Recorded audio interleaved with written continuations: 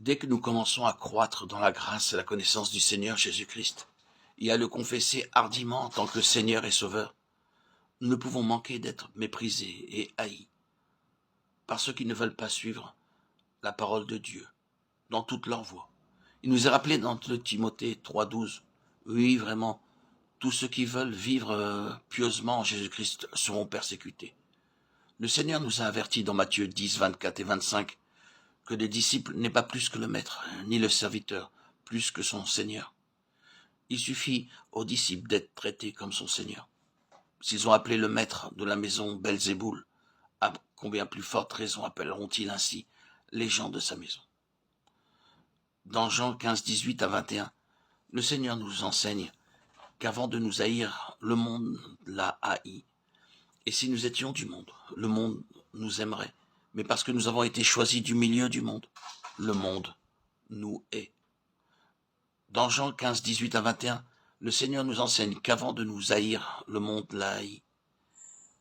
Et si nous étions du monde, le monde nous aimerait. Mais parce que nous avons été choisis du milieu du monde, le monde nous hait.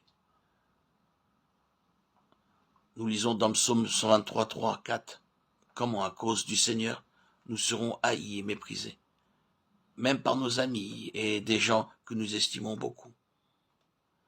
En gardant nos yeux fixés sur le Seigneur, comme les yeux des serviteurs se tournent vers la main de leur Seigneur et les yeux de la servante vers la main de sa maîtresse, pour reprendre l'expression du psaume 123, 2, nous pourrons sortir de toutes ces situations entièrement victorieux. À cause de son nom, nous devons considérer notre souffrance et la honte qui retombe sur nous comme un privilège, ainsi que nous le lisons dans Actes 5, 41. Les apôtres se retirèrent de devant le Sanhédrin, joyeux d'avoir été jugés, dignes de subir les outrages pour le nom de Jésus.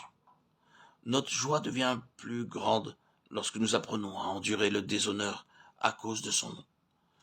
Dans le psaume 124, 1 à 3, nous lisons comment le psalmiste fut attaqué par des ennemis de toutes sortes. C'est là également l'expérience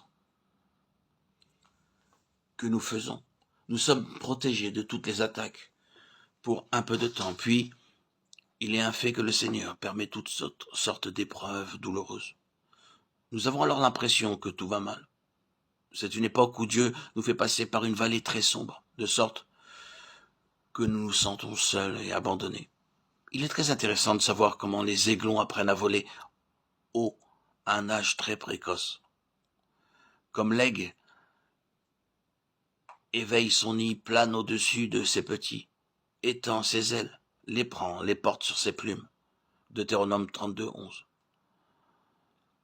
Lorsque les petits viennent au monde, ils ont les yeux fermés. Après qu'ils ont grandi un peu, la mère vient et secoue le nid.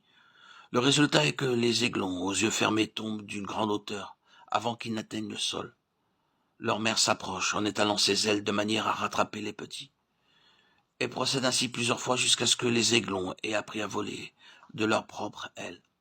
C'est une façon de procéder très douloureuse.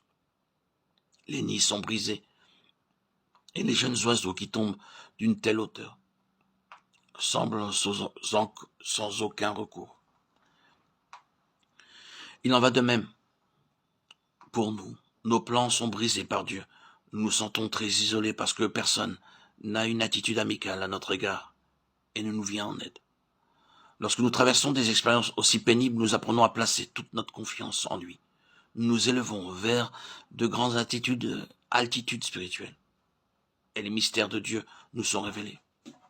Voilà comment nous devenons participants aux souffrances du Seigneur Jésus-Christ et que nous en arrivons finalement à bénéficier de la puissance de sa résurrection. Philippiens 3, 10.